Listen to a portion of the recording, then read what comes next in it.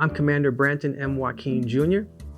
I am an active duty sailor. I've been active duty for 38 years, and I'm the grandson of David Martin Brown, third-class musician in the Navy Band from 1942 to 1945, who served most of his tour in the Navy Band in Chapel Hill, North Carolina.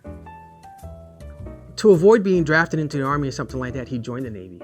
And when he joined the Navy, he said he could play the trumpet, and they sent him to boot camp in Great Lakes. So he went through school there in Great Lakes, but then he ended up down south at UNC Chapel Hill. So he said his primary function was to be on campus to drill with the NROTC officers. They were all white, and their job was to be there and play at their functions, whether it be graduations or dances, dinners, or whatever. They were their resident entertainment. They would also drill with their rifles to the band. And so he said that's what they did, and they did that every day and sometimes on the weekends as well. Told me stories about that, and he said he loved it. He played all the time. There were always different functions, and they got to eat great food when they were at one of these functions, so he really enjoyed that.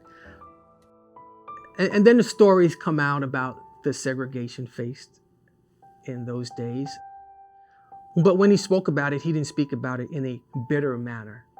It was more matter-of-factly.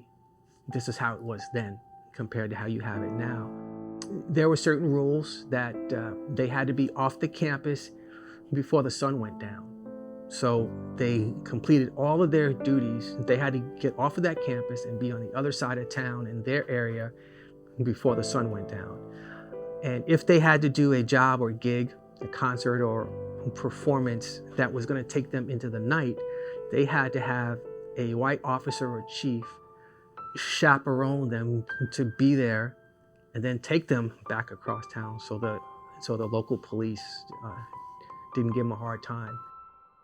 When I mentor young African American sailors now, I tell them about the things that I saw. So what are you going to do now? What are you going to do to appreciate this, to excel in it, and then pay it forward?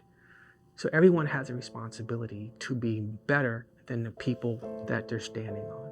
And that's my message to them. And it might sound a little hokey and corny, but I truly think that's what we owe them, to be better than them and to keep being better.